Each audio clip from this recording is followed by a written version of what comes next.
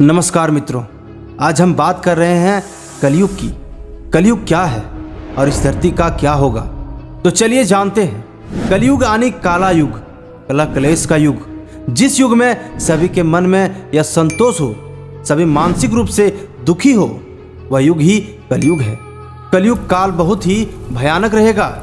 जिस तरह कलयुग बीतता जाएगा वह और भी भयानक होता जाएगा। मनुष्य मनुष्य न रहकर राक्षस में बदल जाएंगे। आज के समय में इंसान जानवर जैसा बन गया है और बनता जा रहा है। थोड़ी सी संपत्ति के लिए लोग एक दूसरे की जान तक लेने से नहीं कतराते। एक एक इंच जमीन के लिए भाई भाई आपस में लड़ाई करते हैं। पवित्र रिश्ते बस नाम का रह गया है। पैसों के लिए सगे भाई अपनी सगी बहन को बेच दे रहे हैं। दहेज ना मिलने की वजह से पति पत्नी में लड़ाई। ससुराल वाले को कम दहेज मिलने के कारण बहू को मार मार कर घर से बाहर निकाल देते हैं। कलयुग का कालखंड सबसे छोटा माना गया है और माना जाता है कि कलयुग में भगवान विष्णु का 10वां अवतार होगा, जिसका नाम होगा कल्कि। वर्तमान समय में कलयुग ही चल रहा है। विष्णु पुराण में कलयुग के वर्णन करते हुए कहा गया है कि कलयुग में पाप इतना अधिक हो जाएगा जिससे सृष्टि का संतुलन बिगड़ जाएगा। ऐसे कई जवाब हैं जो कहीं से नहीं लेकिन पुराणों से ज्ञात हो जाते हैं। महाभारत के अंत में स्वयं भगवान विष्णु ने कुछ ऐसी बातें बताई थी जो दुनिया के खत्म होने की ओर इशारा करती है। अगर इस बात को विस्तार से जानना है तो उसके लिए गीता पढ़नी पड़ेगी। माना जाता है कि संसार को सुचारू रूप से चलाने में स्त्री की बड़ी भूमिका रहती है। ऐसे में कई लोगों के मुंह से आपने सुना होगा कि इतिहास में हुए किसी भी युद्ध में कोई ना कोई स्त्री ही पीछे की वजह रही है, चाहे वो रामायण हो या फिर महाभारत। भगवान विष्णु ने कहा कि कलयुग की शुरुआत सबसे पहले स्त्री के बालों से होगी। जिन बालों को स्त्री का श्रृंगार कहा जाता है, कलयुग में सभी स्त्री अपने बाल काटना शुरू कर देगी। विष्णु जी ने बताया था कि जब लोग अपने बालों को रंगना शुरू कर देंगे, फिर वो महिला हो या पुरुष, सभी अपने प्राकृतिक रंग को रंगना शुरू करेंगे। कलयुग में कोई भी बाल काले और लंबे नहीं दिखाई देंगे। कलयुग में कोई भी एक दूसरे से सच नहीं बोलेगा, ना पति पत्नी से, ना बच्चे अपने माता पिता से। हर तरफ सिर्फ झूठ का ही बोलबाला रहेगा और सच की आंखों पर पट्टी बन जाएगी।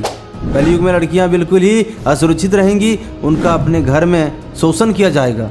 अपने ही घर के लोग उनके साथ व्यभिचार करेंगे और बाप बेटी भाई बहन कोई रिश्ते सही से नहीं रहेंगे। कलयुग में शादी सिर्फ एक समझौता बनकर रह जाएगी। पत्नी पति की इज्जत करेगी और ना पति पत्नी की इज्जत करेगा। शादी जैसे पवित्र बंधन भी अपवित्र हो जाएंगे। किसी की भी शादीशुदा जोड़े की जिंदगी ठीक से नहीं चल पाएगी।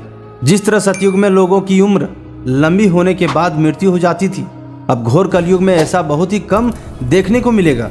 कलयुग में जब किसी की मृत्यु होगी तब उसकी उम्र 20 से 30 साल के अंदर होगी और उसकी मृत्यु अकाल या पीड़ादायक होकर होगी। स्त्रियां कठोर स्वभाव वाली व कड़वा बोलने वाली होगी। वे पति की आज्ञा नहीं मानेगी। जिसके पास धन होगा उसी के पास स्त्रियां रहेंगी। कलयुग का काल 4,32,000 साल लंबा चलेगा। अभी कलयुग का प्रथम चरण ही चल रहा है। कलयुग का प्रारंभ 3102 ईसा पूर्व से हुआ था, जब 5 ग्रह मंगल, बुध, शुक्र, बृहस्पति और शनि मेष राशि पर 0 डिग्री पर हो गए थे। इसका मतलब 3102 जोड़ 2023 कुल मिलाकर 5125 वर्ष कलयुग के बीत चुके हैं और 4,26,875 वर्ष अभी बाकी है। विष्णु जी ने बताया कि जब 7 साल की लड़की बच्चे को जन्म देगी तो समझ जाना कि अब घोर कलयुग आ गया है। इसके कुछ समय बाद ही इस युग का अंत हो सकता है। कलयुग में लोग शास्त्रों से विमुख हो जाएंगे। अनैतिक साहित्य ही लोगों की पसंद हो जाएगा। बुरी बातें और बुरे शब्दों का ही व्यवहार किया जाएगा। स्त्री और पुरुष दोनों ही अधर्मी हो जाएंगी। स्त्रियां पतिव्रता धर्म का पालन करना बंद कर देगी और पुरुष भी ऐसा ही करेंगे। स्त्री और पुरुष से संबंधित वैदिक नियम विलुप्त हो जाएंगे। आपको लगता होगा कि जब कलयुग इतना बुरा है, कोई पुण्य कर्म नहीं, चारों तरफ लूट मार, धोखा देना, विश्वास नाम की कोई चीज़ नहीं है, फिर भगवान ने इस कलयुग को क्यों बनाया? वह तो ज्ञानी है, वह परम शक्तिशाली है, फिर उन्होंने ऐसा क्यों किया? साथ ही महाभारत में कलयुग के अंत में प्रलय होने का जिक्र है, लेकिन यह किसी जल प्रलय से नहीं बल्कि धरती पर लगातार बढ़ रही गर्मी से होगा। महाभारत के वन पर्व में उल्लेख मिलता है कि कलयुग के अंत में सूर्य का तेज इतना बढ़ जाएगा कि 7 समुद्र और नदियां सूख जाएगी। संवर्तक नाम की अग्नि धरती को पाताल तक भस्म कर देगी। वर्षा पूरी तरह बंद हो जाएगी, सब कुछ जल जाएगा।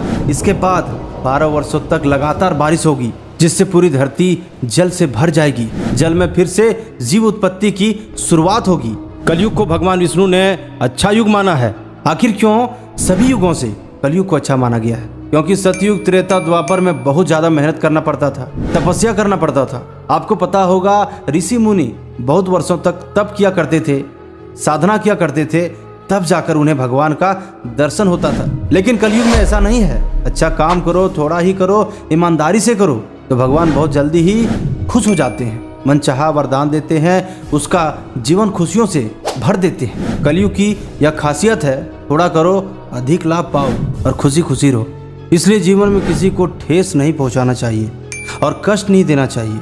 आपके मीठे वाणी आपको एक अच्छे इंसान बनाते हैं। इस जहां में जो है वो सिर्फ मन को शांत कर सकता है, आत्मा को नहीं। इस दुनिया से जाते वक्त सिर्फ आपका अच्छा विचार रह जाते हैं। तो जब तक रहें आप खुशी खुशी रहें और सभी से प्यार करें। तो जाने से पहले हमारे चैनल को सब्सक्राइब कर लें और बेल आइकन को दबाना ना भूलें। और साथ ही साथ मेरे तरफ से धन्यवाद।